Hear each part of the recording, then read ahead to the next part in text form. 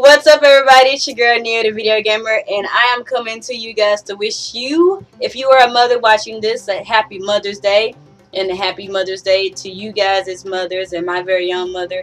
If you guys are wondering why I'm recording in the bathroom, it's because I am getting ready to take my mother out for Mother's Day, and this is my sister. Hi, I'm a godmom, so I feel like everyone should tell me Happy Mother's Day too, because I'm a mother. I just didn't birth it. Yeah. Okay. Well, you can go. I'm about to talk about some gaming stuff that you're not interested in, so. Surely isn't. On that note, I'll go. All right. Yeah, that was different. Anyway, so I just wanted to come on really quickly and basically do a quick video response to my homegirl Crunk 711. She basically did a video the other day about female gamers and relationships, and in her video she was basically talking about how that it's hard for female gamers to find a relationship because you have a lot of people. They kind of basically attach a stigma to you because you're female and you're doing something that is normally associated with being male. For example, video games. Video games is one of the type of things that, even though we all know that a lot more, if you don't know, you should know that a lot more women game more than we think. You know what I'm saying? Like, a lot of women game. They're just not as vocal as like myself and other women here on YouTube and other women that are in forums and stuff like that. But the majority of the marketing that game companies do are marketed towards usually men, heterosexual men between the ages of let's just say between the ages of 17 and 30, right? There's not a lot of video games that are marketed towards women or marketed in a very broad scope that will appeal to a lot of people. And I hate to generalize, but I'm mostly talking about like more modern games, especially more modern Western games are kind of marketed towards men who have a I don't want to say a complex, but it basically tries to cater to the heterosexual testosterone filled guys, you know what I'm saying? And you don't really see a whole lot of these video games trying to appeal to an audience that really isn't into that whole fantasization, whatever I'm trying to say. You guys know what I'm trying to say. The fantasy appealing to the people who are that way. And that is due to the fact that gaming is still considered a male's hobby, if that makes sense. But anyway, like, I'm rambling. So back on topic. So basically she was saying that a lot of people look at her crazy because, one, she's female in a very male oriented or male dominated hobby.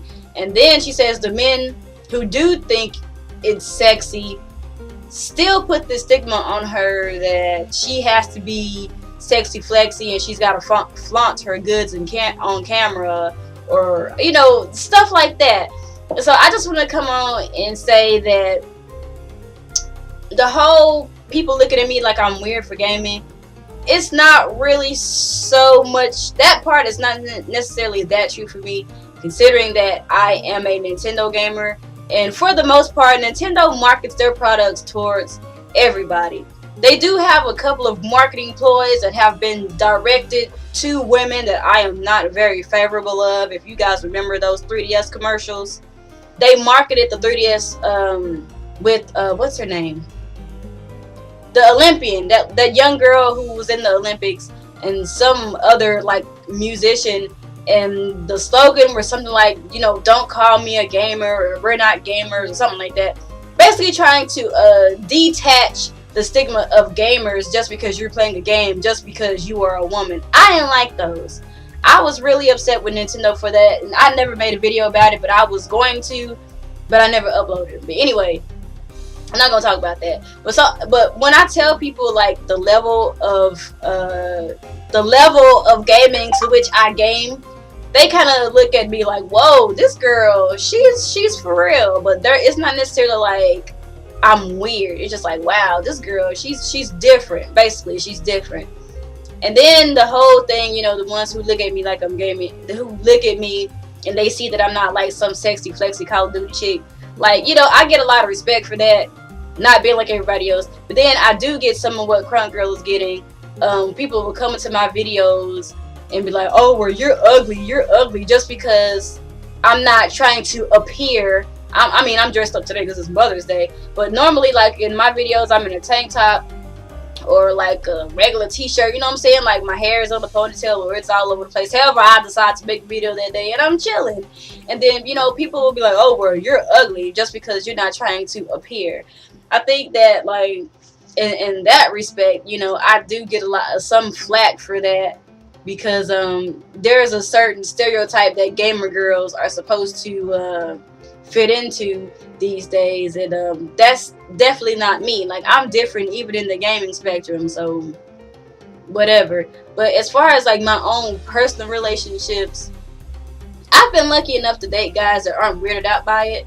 Like, my ex-boyfriend, he was into video games, but he wasn't necessarily as hardcore as me. Like, he would play, you know, Call of Duty, and he would play Madden, and he would play the occasional Smash Bros. And he would only play like 1 or 2 games very frequently, but he wouldn't play like a genre, like a whole spectrum of things like I would on a consistent basis, if that makes sense. And even though he did game, like, you know, like the games that I mentioned before, he didn't necessarily consider himself as a gamer. He was just somebody who enjoyed games, if that makes sense. And, you know, sometimes it was kind of frustrating, because it's like, you know, how don't you understand what I'm going through when, like, you play these games and you play them frequently, but then when it comes to what I like, all of a sudden it's odd to you. I don't understand how they work. It's like, he would play Call of Duty and Madden all day long, but if I wanted to hop on like some Metroid or like play Skyward Sword or something like that, he would just kind of be like, how do you do that? How do you play these games? Like, really, dude? Like, you play Call of Duty and Madden all day. How don't you understand? And then I remember a situation where I was so excited for Skyward Sword to come out. So excited. I had been anticipating it. Like, I was even a part of the little countdown. Like, yeah, Skyward Sword is coming out in this many weeks and this many days. And when it finally came down for Skyward Sword to come out, like the midnight launch, because there was actually a midnight launch in my area at the time, and he didn't come with me, and I'm not gonna lie, I was low-key bummed, because it's like, I mean, I understand everybody doesn't have to love games as much as I love games, but like, just the fact that this is somebody that I shared at the time so much of my life with, for them not to participate in that with me was a little bit of a bummer. And I'm fortunate enough now to have a guy who games just as much as I do. He talks about games just as much as I do, and he understands the struggle. So, like, when Crunk Girl was like, you know what, if you're a girl gamer, I would just recommend that you date guy gamers or people who have no problems, no issues with you liking that type of thing, because gaming is an investment. Like she said, you know, she buys, you know, all of these games, like these huge releases every year.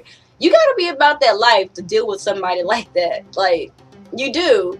And so that's just my little story regarding that whole situation. And I'm glad that Crunk Girl made that video. And I think the original person who actually talked about it was Broken Games HD. So shout out to him. And she just made a video response to him on the female aspect of it. So, you know, it's like, I don't want to, you know, try to detract from anything. Like, it's hard for anybody, male, female, to, you know, date a regular person, because people in general who are not really into gaming like that look at us like we're just odd. You know what I'm saying? Like, we're just weird. We're about like this fantasy world. We're not in touch with reality. And a lot of the time it's true.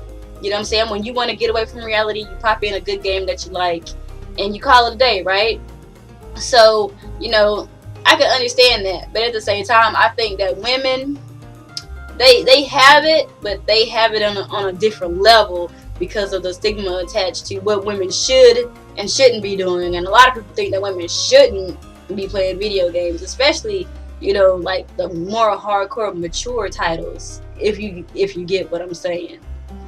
You know what I'm saying? But that's pretty much all I have to say about that. And I'll talk to you guys later.